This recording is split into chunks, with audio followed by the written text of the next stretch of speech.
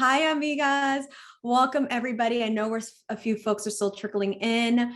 Please, everyone, let us know where you're joining from. You know how much we love to know what part of the world you're connecting from and sharing your beautiful energy. Thank you so much for everybody who has joined, and welcome to this Amigahood exclusive conversation that is going to be all about owning it, learning how to take up space professionally, and embracing our otherness. I am just so excited for this conversation because we're also celebrating our incredible special guest, Daniela Pierre Bravo, who's a speaker, reporter, best-selling author of The Other, How to Own Your Power at Work as a Woman of Color. And this week we are celebrating her paperback release, and she's joining us today to talk about how we can show up authentically in our personal and our professional lives. And you may know Daniela as a reporter for MSNBC's Morning Joe. She's a contributor for NBC Know Your Value platform, co-author of Earn It. Her work has been featured on The Today Show, Telemundo, Forbes, Cosmopolitan, Refinery 29, here at We All Grow, and more. Daniela, amiga querida, thank you so much for being here with us today. Thank you for having me. It's always so good to see you, even if it's virtually. I know, even virtually, we always find our time, and that's what matters. Even in these virtual environments, we're about to have really beautiful and heart-opening conversations. So I do want to start with a little bit of housekeeping before we get into it.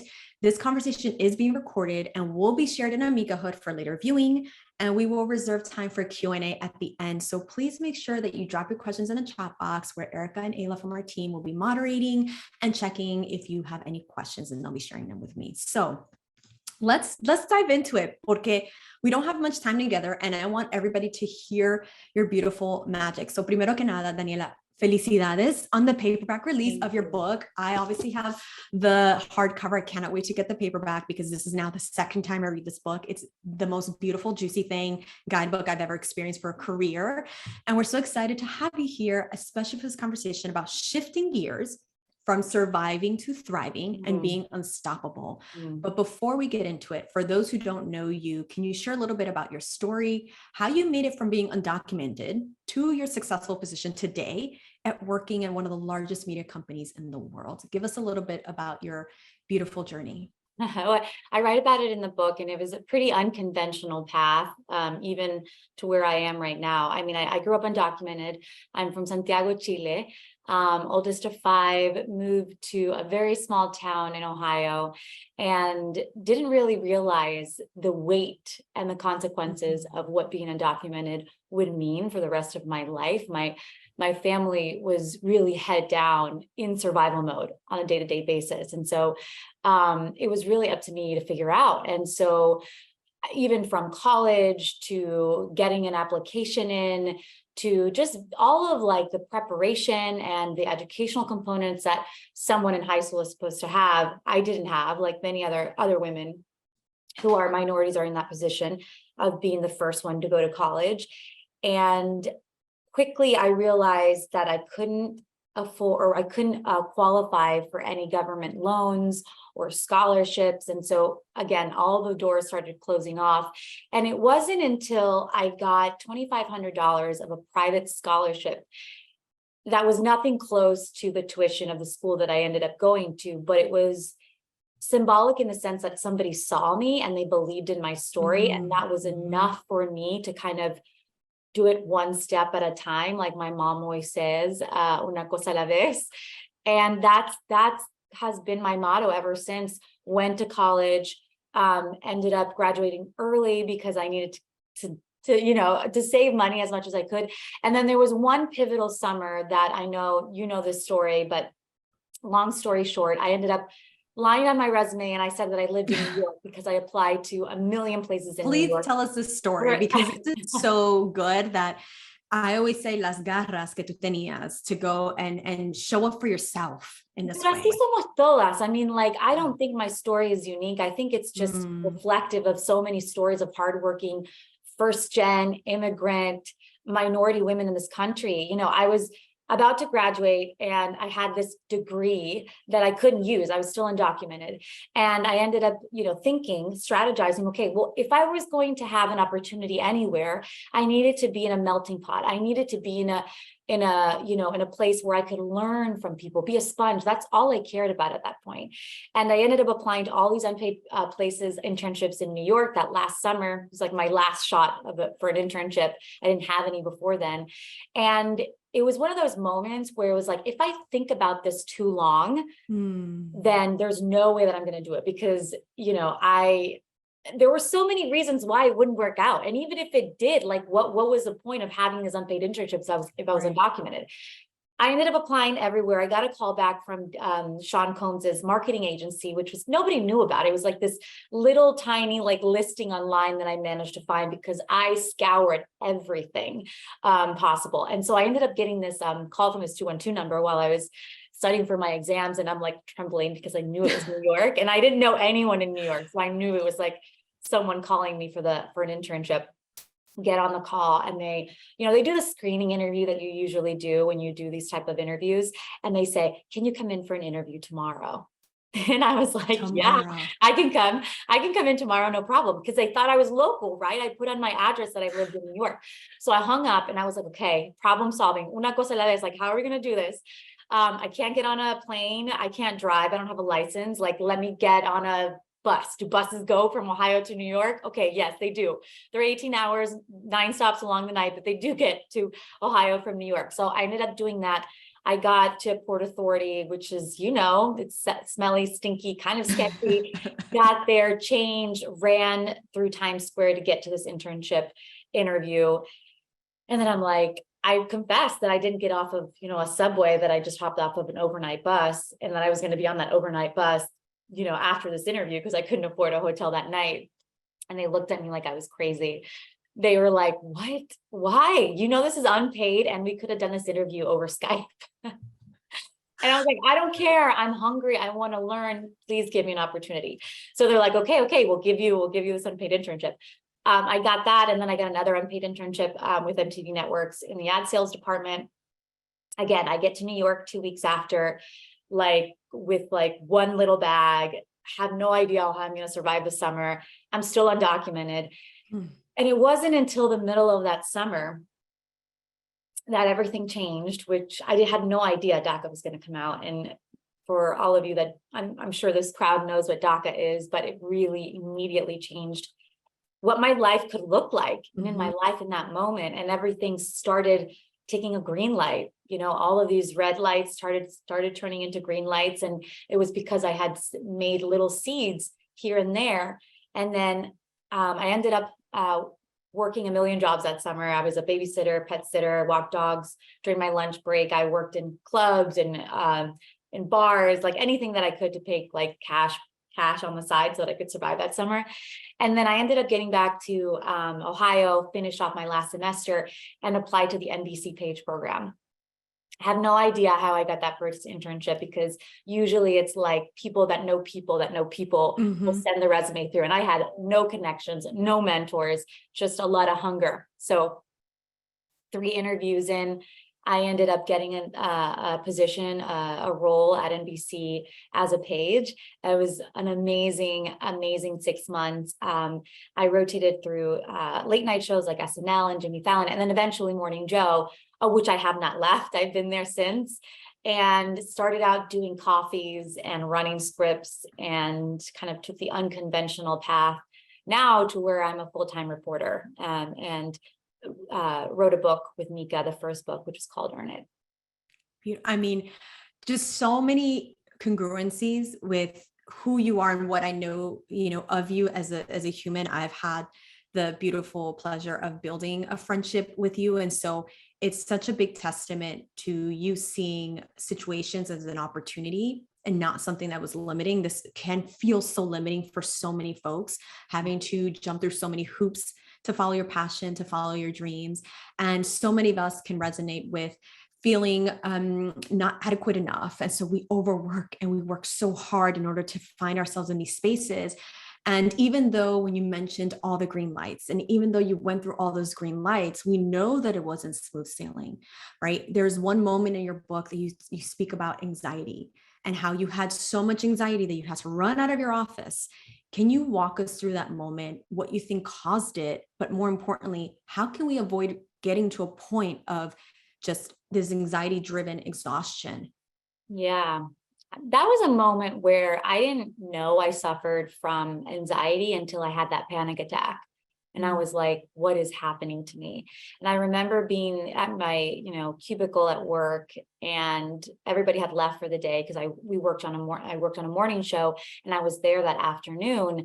Here I was having a position of power. I had this opportunity to be in an editorial role. I was helping define who the guest were going to be for the next day, and really a position of power. And it was a lot of things that culminated into that moment of me rushing out and just crying, because I felt, it was months and weeks leading up to that moment where I felt powerless.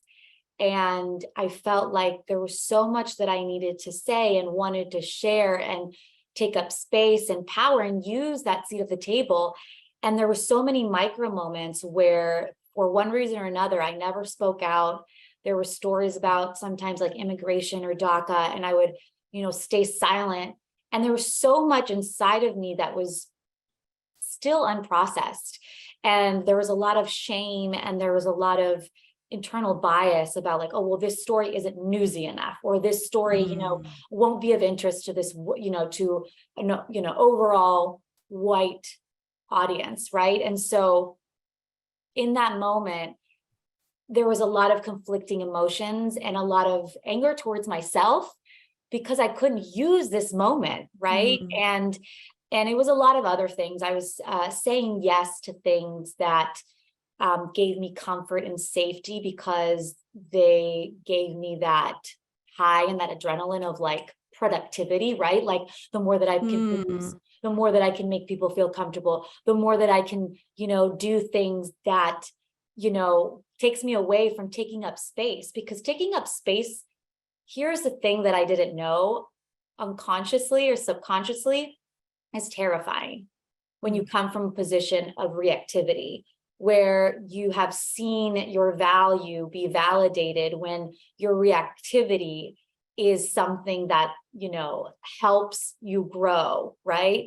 And that was no longer the way that I needed to develop. I needed to be able to take up more space and take up more power and start being proactive instead of reactive. And I mean, when I say reactive, I'm sure many people in this chat like know what I mean. It goes from everything from wanting to be, more productive, to also reacting to how people talk to you, right? Like, for example, if somebody says something off color that comes your way, or somebody says something to belittle you or undermine you, what do? That reactive survival mode doubles down on that comment or laughs it off.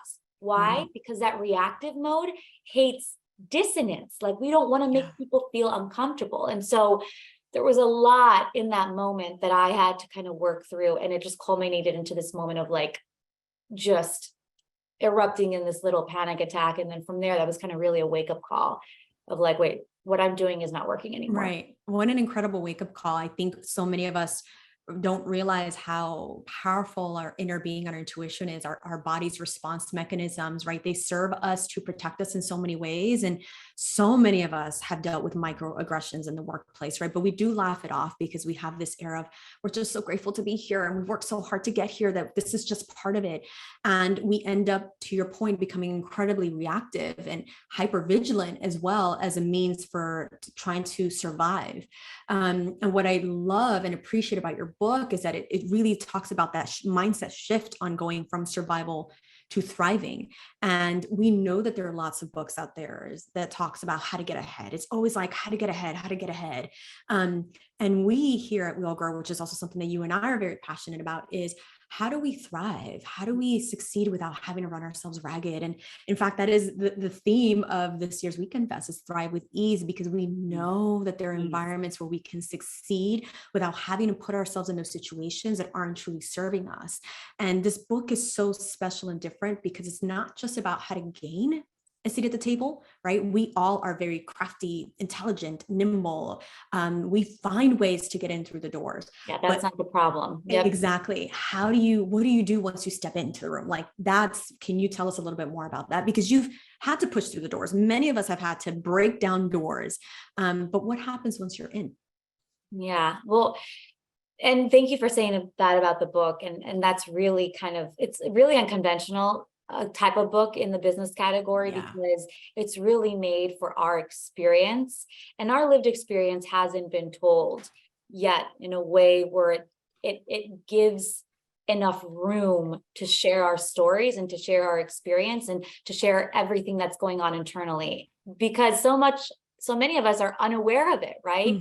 And so part of knowing how to exert your power and taking up space is to know and to dig deep down about, where have I lost power along the way, right? Like, who have I given my power to, and who have I given my identity to? Because we've fragmented so much of ourselves. If you live in the lens of a white culture, or you're the one and the only, like, there are so many times where I had no idea there were microaggressions sent my way, because I was just so used to reacting. Right. And so I think that's what I hear from a lot of women. It's just this constant sense of, trying to find success in these unwritten rules of the white gaze. And part of taking up space and using power in the workplace is really getting good at knowing who you are, and internally the subconscious bias that you've internalized about yourself, right? Like, what are the narratives that you've told yourself about yourself that aren't true, but you told yourself that they're true, and you've held on to that belief system because other people have given you acceptance and belonging and inclusion, right? And so that's what happened to me. What did I do the first moment that I could, when I got to the US and lived around an all-white small town community? I lost my accent. I didn't want people to know I was different, because if they knew that I was different, then maybe they could tell that I was undocumented. If they knew that I was undocumented, then my whole world would shatter, right? Because I was literally the only undocumented person that I knew on earth. Like, I know that's so silly to say now, because we know that there are a great number of us, but I felt like a leopard. Like, you just, when you feel like the one and only, it doesn't just make you lonely and alienated. It makes you feel like it's your fault, right? Like you are guilty of something. And so part of it is, when you get to the workplace, is to take a second and say, wait a minute, how am I showing up? How much of how I'm showing up is reactive, and how much of how I'm showing up is just a copy or this duality, and only a part of our duality that has been accepted by normal definitions, right? And so the book, half of the book, this, Vanessa, like half of the book is an internal journey of who we are and, how we want to show up. Because I hear this so many times, and you probably do too, which is, there are women in their 40s and 50s and late 30s who have gotten to a position of power, and they're like, I don't know how to show up, authentically, because I don't know who I am. I don't know who I am. Of course you don't know who you are, because you've given so many parts of yourself away along this ride up the career pipeline, right? Because the rules haven't been made for us. Of course not. And we shrink ourselves to try to meet those rules, right? You talk a lot about rules of the game and how no one really teaches them to us, to Latinas. We're taught how to abide by those rules. And so we always feel like we're less than, right? That we have to play catch up. And I feel like, and I don't want to put this, but I do feel like the key, and it's something you share a lot about, it's not about following the traditional rules, but it's coming up with new ones that work for you. And you have had to find creative ways to come up with new rules that work for you in order to be able to thrive in environments that, again, have very specific rules on how you're supposed to show up, how you look, how you sound. Yeah. And I dedicate a few chapters about this because it's not a one-way answer. There's a lot of facets of this if you're really going to incorporate advice that is going to make a difference in how you show up at work. To quote my boss, like, you really need to know your value. And part of it is figuring out what that value is. Some of the tangible, practical stuff that I have in the book is I love this idea of understanding what your leadership ethos means. You don't even have to be like a leader in a company, but even if you are a leader of your organization or you're a content creator, you are your own leader, right? And so that ethos is really important to proactively and intentionally really understand how you come across. So it's like things like, how do you want the energy to feel when you walk into a room, right? How do you want to make people feel when you're in a meeting or you're, sharing ideas? And what does that look like? Because when you come from a place of more intentionality on how you show up, it starts to define everything. Your communication style on emails, your communication style on how you treat people, whether it's your employees or your colleagues, right? And so when you get a good sense of how you want to show up and then really implement these tangible little ways, these start adding up. What do they start adding up as? A reputation, right? And so that's really important too. It's part of advocating effectively is understanding like how to make sure you connect with someone and let them know that they are as valuable to you as you are of value to them. And the way that you create that leadership ethos is that communication language that's going to help you have them understand where you're coming from. Yeah. What I love is how you've turned feeling the other, which could be very challenging, as a superpower, right? This environment world that we live in really does advocate for IQ, right? These institutions, these systems are put in place to really get us to constantly be a peer. But what I have found to be a superpower as a first generation daughter of immigrants is my EQ, is the fact that I had to learn how to understand human behavior, human emotion, which I feel has been an advantage in my life. And you also find ways to seeing the other as a superpower. So how would you encourage women to shift that narrative? Because so many of us have experienced and are consistently experiencing, and I'm seeing the most amazing questions in the chat that I cannot wait to get through. But for this moment, how would you encourage women to shift the narrative on those that may feel like being the other is challenging? And that's what the whole last chapter is called, The Power of the Other. And I loved how you said EQ, because what does being different and the only and the other mean? You have a spectrum of different experiences and ability to understand emotions and people and communities and stories and so many different other colors than anyone else around you. If you're, surrounded by a sea of white, right? And so if you think about it, if you want to talk business, right? So like that is like the way that I like to connect to the power of being the other, because you just understand humanity better, right? That's one way of looking at it. The other way to look at it is from a business perspective. Okay. The US is only becoming more diverse. In a few decades, Latinos are going to be one of the big majorities, right? And so minority no longer applies to us. No, like this conversation is going to be so stale in like a few years, which good. We hope, right? We hope. Like that's where we're going to get to. But we got to be ready. We got to be ready, and we got to do that now.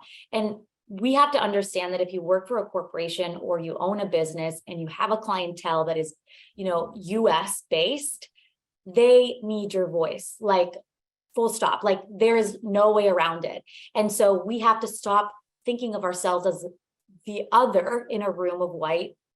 And then instead of thinking of ourselves of, we are the one and only who can bring this perspective, this experience, this understanding to you.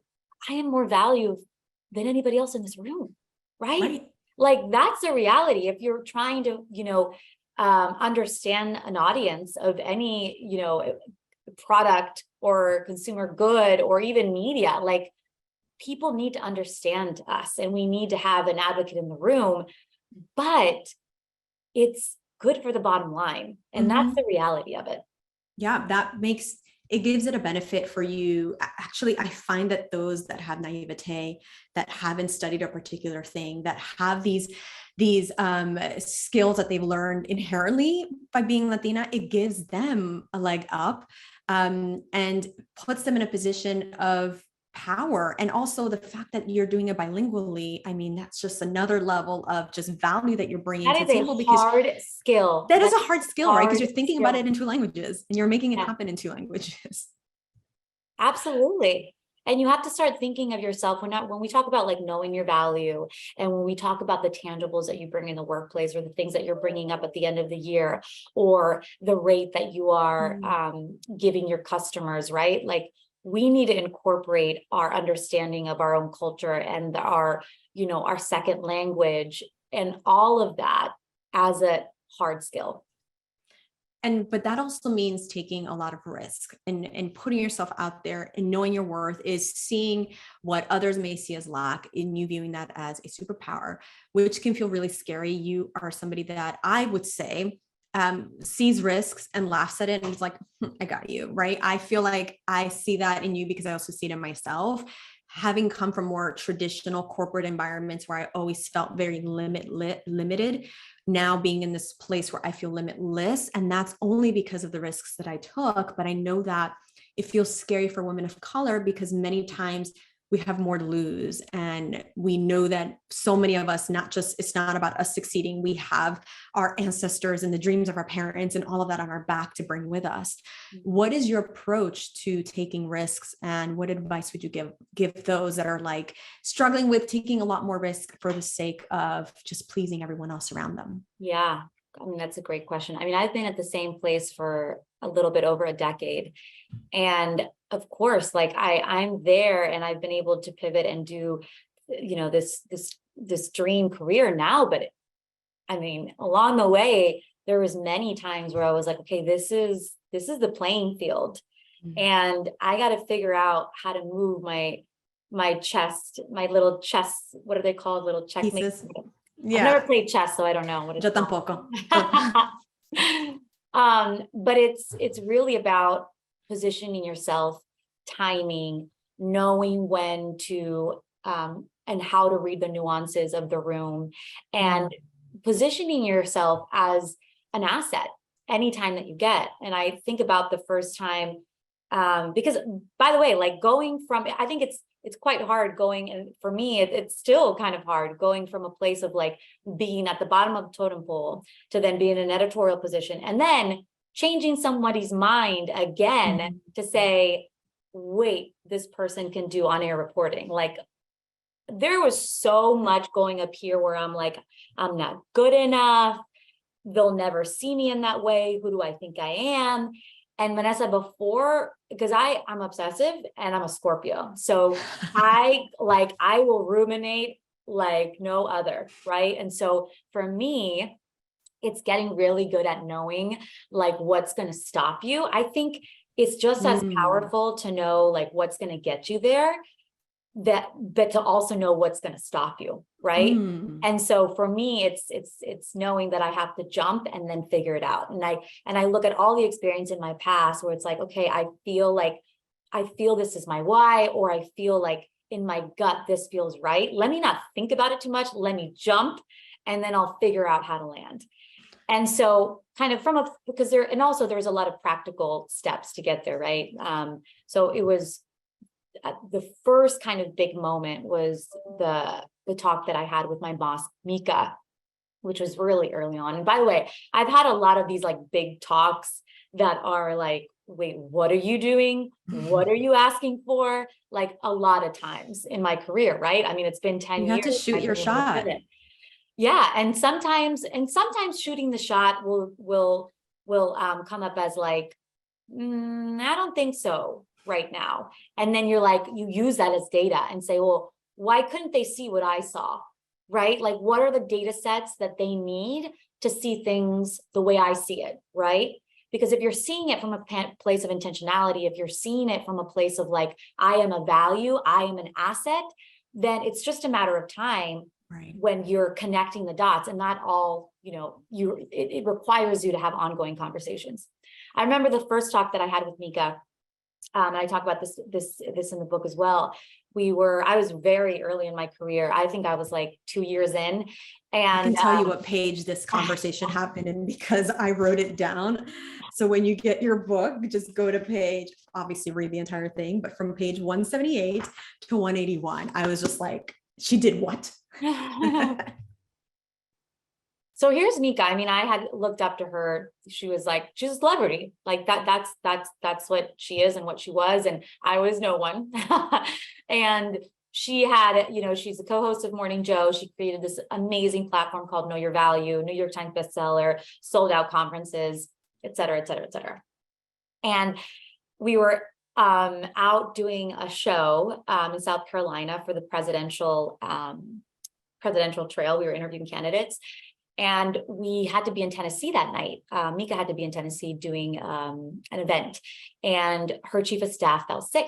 And during commercial breaks, she calls me over and she says, "Can you come in to Tennessee with me today?" We were in South Carolina. "So can you come in to Tennessee with me today and then come back to South Carolina to do the show tonight?" And I said, "Yeah, of course," because I was just so excited again to be around her and just to be around people who are doing amazing things. So we get into the car on the way to the plane, and I'm like, oh my God, this is my first time with Mika by myself these 2 years, and she had only seen me as like the scrappy girl. She used to call me Adderall, like as a joke, because I was always so peppy. I've never taken Adderall, by the way, but she always saw me so peppy in the mornings. And like, I was so excited to get her coffee. And so, we had a good relationship, and she had brought me on to do extra things outside of work. And so I thought, okay, I've done the menial stuff really well for her that has opened up a level of trust between me and her. This is the only time I have in front of her by myself.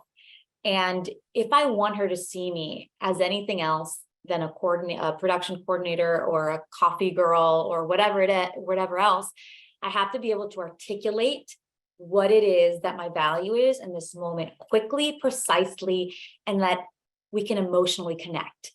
I didn't know until that moment the power of advocating effectively through emotional connection. And we can all do this. I mean, and me and Mika have very different lives. I grew up poor, undocumented, oldest of 5, and she grew up, family of immigrants as well, but her father was a security advisor for President Jimmy Carter. Her mother was an artist. Like, she grew up very different than me. But we saw the respect and the hustle and the scrappiness. And so in that moment, I thought, okay, how can I advocate for myself in a way that emotionally connects with her and in a way where I can give her value back to what she's doing? I knew that Know Your Value had been created, but I also knew, and I had been kind of toying with this idea for years, which is I knew what it felt like to be the only and the other in the middle of nowhere and not have the resources or mentors to learn from. So I pitched her this idea, like on a whim. I called it Access on a whim, which was a mentorship platform for women of color, Latinas. I said Latinas in that moment because I felt connected to our culture and I wanted her to know it. And that could connect women from rural towns that were Latinas to mentors and sponsors. And she's like, well, why do you want to do that? Because, she hears these type of pitches all the time. All the time. And that's when I said, it's my story. And pretty ballsy again of me to kind of to do that in that moment. But I was able to tell her my story, my struggle, and she saw something in that. And she saw a way that her platform could grow, right? That it could incorporate more lived experiences and more of a voice to women who could connect with marginalized communities. And so she asked me a lot of questions on the plane ride, and then she's kind of stayed silent, and we went about our day and our night, and we came back, and that was that.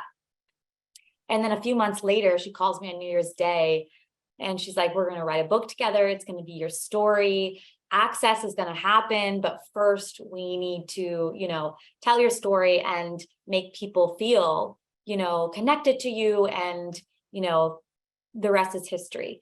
But in that moment, you know, it was really a moment of just trying to advocate, not just for yourself, but what you're about, Everybody around right? you. And I Yeah. know a lot of us, like, we're here because what we want to do is not just for ourselves. And I think that's where the real, like, big work Power happens. is. Yeah. And knowing your value is much more deeper than confidence. It's much more deeper than being Because, by the able way, to we all have confidence. Like, you're talking to a group right 100%. now of Latinas who are the That we who are know the that we only are that. makers. Confidence is not a problem. It's knowing the value, exactly like you put it. And being able to articulate it, too, comfortable enough, even though you know that you have just a window of a moment in time, but you took the opportunity to say, you know what, my story has value. And so many of us often minimize our own story because we're like, oh, it's not unique enough, or have I not done enough to receive that support or those accolades? And what I love also and appreciate is that you said this earlier, it's not that your story is unique, but it's yours. And so because it is yours, it is worth telling. And because it's worth telling, somebody else can benefit from it. And so that, I feel, is a key message for everybody here, is that we all have a story worth telling. Position yourselves and put yourselves in environments where you can find somebody that can resonate with that you can emote and actually tell your story, because it's worth sharing. But this has to do a lot more than just personal growth when we were talking about knowing our value. You had mentioned data, and I want to just touch on that really quickly before we get into Q&A, because you and I have spoken a lot regarding how powerful Latinas are to our society, to our nation, to the global GDP. And we speak a lot about how Latinas can reach their full potential. But we also know that there was a recent national poll done by Telemundo regarding the Latina pulse. Have you seen, or is there anything within that report and regarding Latinas reaching their full potential, on what we can understand and know, so that we can kind of sit in our power and desire and go after the opportunities that are really going to allow us to grow? Yeah. And it goes back to that glass ceiling, right? There's so many women who move along the pipeline, and then they get to the director positions, or they get to a certain point and then they stall. And it's a number of factors, right? Part of it is factors that you can't control, that the system need to change, right? Because there's part of it that corporations and leaders absolutely need to take accountability for. Like, there's no way around it. Like, there needs to be more access to growth opportunities. There needs to be more of an accountability on leaders to make sure that women of color, especially, are given an equal opportunity to make a difference in their companies. But a part of it that we can control, and I think that it's part of why so many women are leaving the workplace, is the burnout. The burnout that they feel through emotional labor, the burnout that they feel when they're overlooked, overseen. They're doing the work, they're putting their head down, and they're told they're not manager, material, or they're not at a point yet, or they're not doing exceptional work yet. And this sort of constant minimizing brings this level of burnout that makes women either change careers, change jobs, or go out on their own. I mean, look what we saw after the pandemic. Like, there was such a rise in women of color going out and on their own and building their own businesses and doing all of this. And on one end, it goes to show the power of our communities and how much amazing work we can do if we're left to our own devices, and when it comes to our own intentionality and the sort of meaningful change that we want to see. But the other part of it is just, again, I go back to what I say is, how much am I showing up with reactivity instead of proactivity? Why am I being burnt out? Why am I letting myself be burnt out? Am I utilizing tools like delegating effectively, right? Am I making sure that if I'm in a position where I'm burned out because there's constant microaggressions coming my way, or I'm constantly being belittled, what can I do in my power to stop taking that dissonance and stop taking that discomfort from other people and letting myself have that? What can I do in the moment, in real time, to shift that power dynamic? And so, unfortunately for us, we have to ask ourselves these questions in a number of different ways throughout the day, through so many times of, you know, whatever we come up at work, but it's definitely worth it because again, it's not enough for me to give you like the 5 tips on how to take up power if we're not getting to the root of it. And Right. burnout has something that's been such a big source of why we're not showing up the way that we can really take up power with. Right. That it's okay to, you can be powerful, but still be soft. You can be powerful and still be passionate. And success doesn't have to come at the expense of burnout. As somebody who has experienced that, been there, done that, passed out in a garage, fainted, went to the hospital, still joined conference calls because I thought that was some kind of merit badge of success. And it's not, right? Well, you know what? And we've talked about this, Vanessa, is like, what is the role of the subconscious fear in this moment? Mm, Right? It's like, mm, what is the fear? Because how I'm acting is I'm trying to find security, right? But how I'm acting is actually based in fear. mm, What happens if this goes away, right? My generationally, like I have an opportunity that nobody else has. Like it's going to be taken away. right. If I say the wrong thing, or if I ask for too much, or if I, you know, share an idea that's too out there, that root of fear that is so subconsciously rooted in us, because what does fear do? It protects us, right? Mm, Fear protects us. And for so long, our communities have had to work in survival mode to preserve our psychological safety a number of different ways, not just psychological safety, but just financial safety, financial. right? Just having our families, you know, survive financially and making sure that we can Provide live for normal them. lives. Yes, Yeah. yeah. And so of course, so many of us have this sort of generational subconscious fear that just lives in us. And that is really at the root. I've learned through writing this book, through all of my experiences, is the number one thing that stops me from speaking out, asking for more, advocating for more with more ease, right? You said it before, being soft. Mm. I mean, you know, we've been back and forth on this. The number one quality that I find in women and men, and I interview a lot of CEOs and a lot of C-suite leaders and founders, the number one thing, other than hard work and all of that, in terms of demeanor, there is a level of ease. Even if they're faking it, there is a level of ease that really makes a difference on how they show up, how people see them, how they convince people, right? And so that is the number one thing that I'm working on right now, a work in progress. And it's catching myself. How am I showing up? Mm. How am I showing up with fear instead of ease, and why? Oh, I love that. Is everybody's journal prompt for tonight, please. I'm actually going to journal that myself because it is what you said, is a constant check on yourself to make sure, one, that you're not self-sabotaging for the sake of having a false sense of control. That two, you're not showing up as something to everybody, but then are not showing up for yourself at all. And this segues perfectly into a few questions that we have received from our incredible Amiga Hood. So the first is from Esmeralda. What if you know your value, but others may not respect what that represents at the table? How do you advocate for yourself? I mean, this is why women buy these Get the book, books. number one. Yeah. But again, there are a couple of things here. One, I think we've gotten to the point, if you can, where it's no longer acceptable to stay in places that don't give you value back. So you have to see if that's an option for you. For some of us, it's not an option. And the one thing that I would say that goes into advocating for yourself doesn't just happen one time at the negotiating table, right? Or doesn't happen just one time. It's these micro moments that you build up who you want to be to other people. What does that mean? It means, you know, making sure that you're meaningfully growing that leadership ethos that we talked about, and that's in the book as well.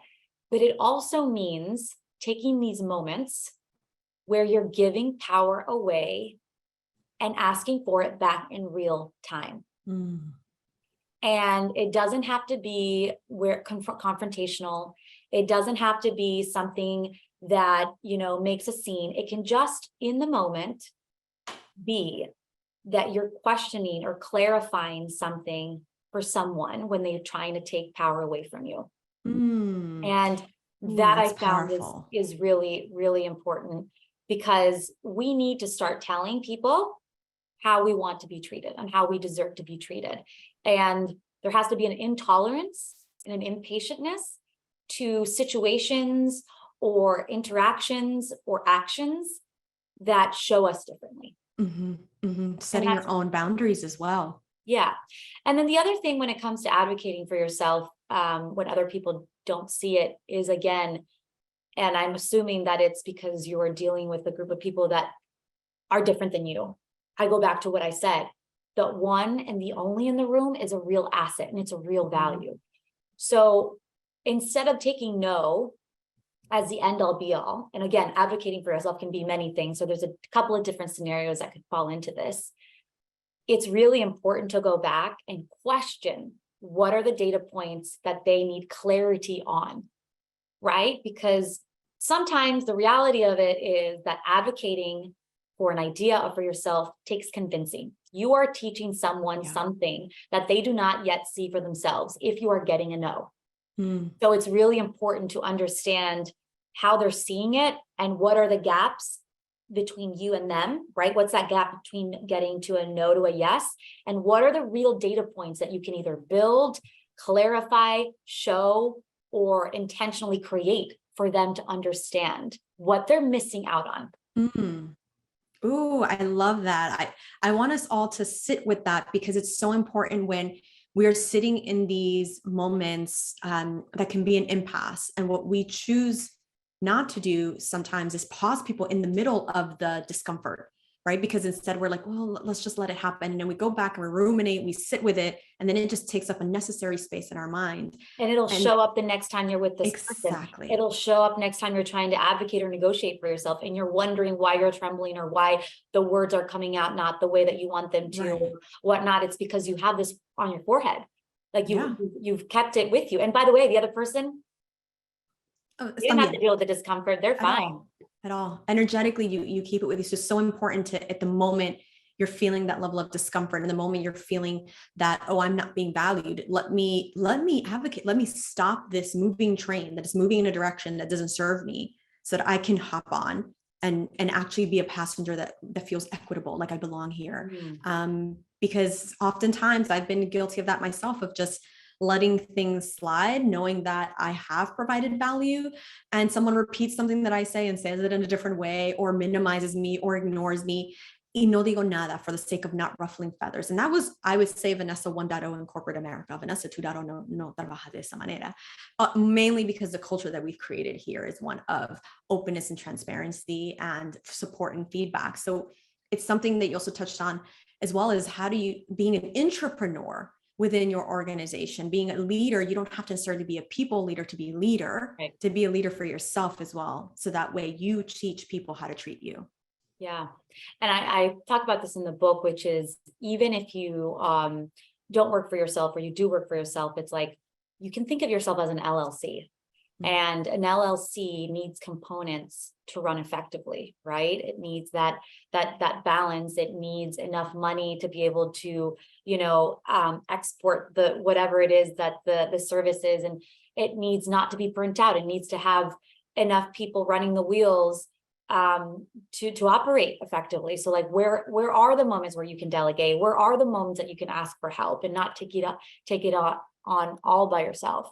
Right. Yeah, we don't have to, no lo tenemos que hacer sola, but we tell ourselves this fallacy that we have to do it. If we don't do it, it doesn't get done right. Right. Not necessarily. We have a few more questions. One, which you touched on, but Yvonne is asking, how did you deal and process with the microaggressions that you've experienced in the workplace? I mean, from before, like where I work, I mean, the microaggressions came from a place of an aggression towards my identity early on, because of being undocumented and being Latina and an immigrant. And I almost felt like I created this hardness around me, because I would just let it roll off my shoulder and not address it in real time. And so in situations where I had this panic attack, it wasn't just about what I told you half an hour ago. It was also all of these subconscious moments in time where I had not spoken out for myself in real time. And that's the reality of it. I wish I had been better at speaking out in a way that validated our community with more intention, right? I've gotten better at it, right? But way early on in my career, there was a lot of shame. And so when you feel shame, you feel like it's your fault. And so when you have a microaggression sent your way, because you feel like it's your fault, like they must be right, I must be wrong, right? So you laugh it off, or again, you do anything that you can to make the other people feel comfortable.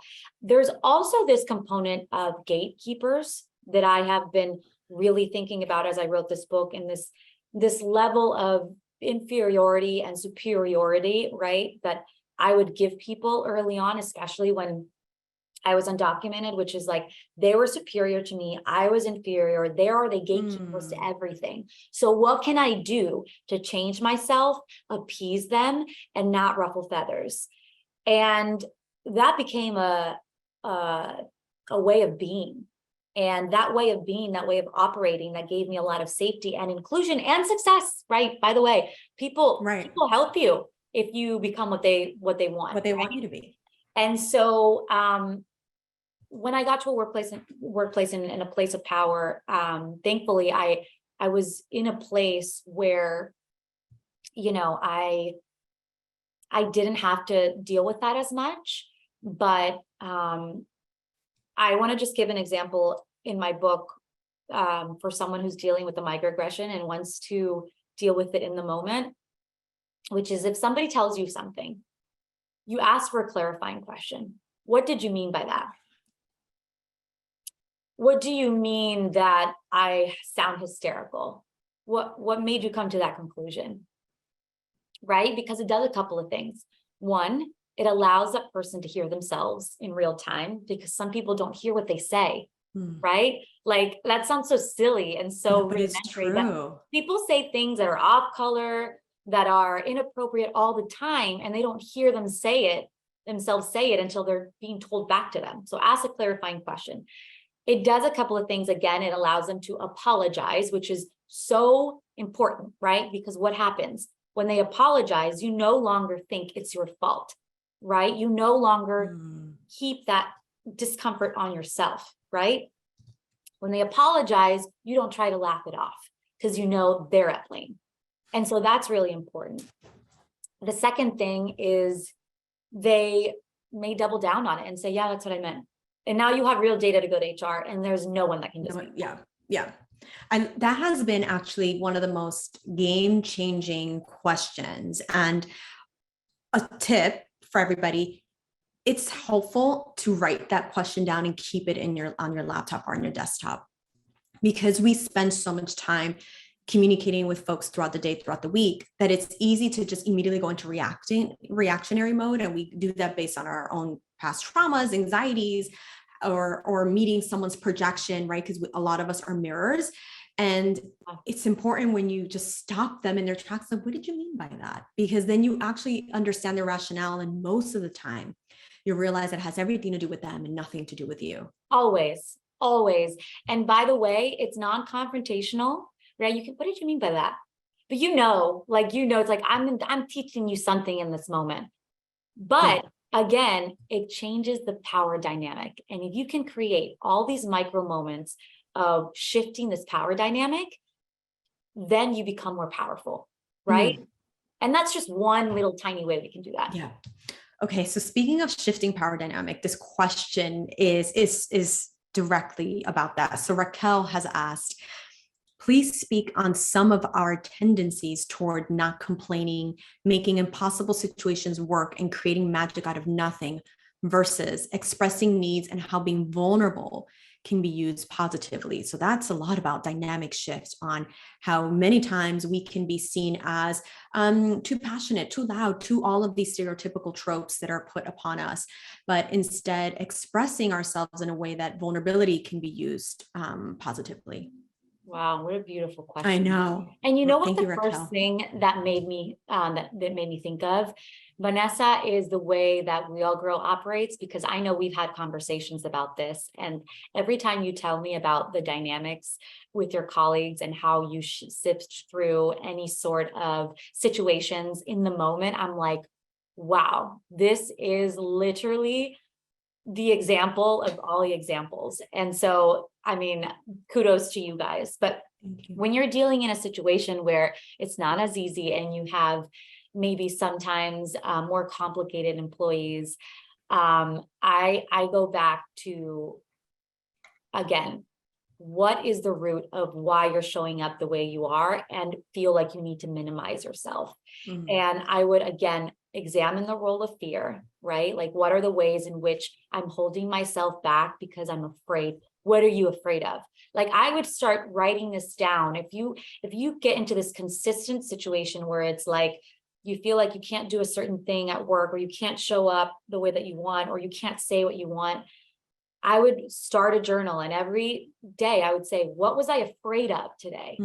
Because again, those fears are subconscious. Like, that doesn't come into your conscious mind when you're in the moment. So sifting through that is really important. And the other thing, again, from a more practical perspective, is she says, how do you express your needs and be vulnerable and show up positively? All of these negative feelings of complaining and making, feeling like these things won't work, again, come from a place of scarcity, of feeling like you're not good enough too, because it's like, why would this work out? Or why would they accept me? Right. Again, all subconscious. This is all subconscious. And so part of it is really, focusing it on that internal compass and to really understand that value that you might not understand for yourself. That's the reality of it. And again, I go back to, if there are needs in the workplace that are not being met, it's about sometimes how you position and how you ask for them. Yeah. Because we think that our needs and our ability to work better is just for us. But at the end of the day, it's for them. It's, how can I show up better for you? This is what I need. And if I can get X, Y, and Z, I can better do this for you. I can show up better. I can show up with a clear head. I can make sure that I'm focusing on priority project number 1 instead of number 3, right? If you could just delegate this to Susie, right? Because my prime focus is this client project that I know is a number 1 priority for the company. And I'm so excited because we're making progress, yada, yada, yada. I just need a little help revamping the workflow. Can we give this to Susie? Oh, and by the way, I'm going to need this and this and this to make it happen. If you can position it as a win for them, that changes the game. That is such a huge skill, because so many of us focus so much of our personal love languages and love languages when it comes to relationship, but we forget that there's business love language, that there's you meet the person where they are to help get to what the outcome that's desirable for you and for the collective in general. And you have given us so much beautiful nuggets of wisdom. Before we close today's event and we tell everybody where they can buy your beautiful book in paperback, again, I'm so excited because this is such a great book and a guide, and something I wish I had early on in my career. What message would you like everyone to take with them today and reflect on tomorrow? The role of fear. We talk about it a lot, and a lot of the times where we don't show up the way that we want, or we show up in old ways that we no longer want to be true for ourselves, or we're intimidated, we feel small, we belittle ourselves or make ourselves believe when people say something that makes us feel less than. How we react in that moment and whether we decide to push back in real time and whether we decide to speak out and to take up more space is all incumbent on whether or not we've confronted that relationship with fear. It's how we better know our value. It's how we better understand our unique skill set. And it's how we better understand and fully come to terms with the power of what it means to be the other. Oh, Daniela, thank you again for spending time with us here in the Amigahood and helping us all to confront our relationships with fear. And congratulations on your launch this week. What you're doing with this book is so important for all of us. And for that, we celebrate you. And amigas, thank you as always for showing up in this space. Ayla and Eric are sharing in a chat how you can purchase the paperback version of The Other, How to Own Your Power at Work as a Woman of Color. Get yourself a copy. Give yourself permission to start taking up more space, get comfortable with fear. We need your light out in the world, and we need more of these beautiful stories. And Daniela, we honor you and thank you for always showing up so authentically and being open and vulnerable about your story. Vanessa, thank you so much. You know, I love any moment spent with you. And I just want to thank the We All Grow team. You guys have been so amazing. Thank you for amplifying our stories, for giving these conversations space, and just being such an asset to our community. So thank you so much. Gracias a ti, amiga. Gracias. Amigas, thank you so much. Everyone, we just dropped in the chat where you can follow Daniela, where you can get her book. Please, please, please gift it to your sister, to your friend. I'm telling you, it's something that I've already purchased for all my girlfriends that are dealing with all the workforce situations and the matrixed environments, because we all truly need a guide to help each other, because when one grows, we all grow. Thank you all for being here. Gracias, Daniela. Thank you. This was so much fun. Bye.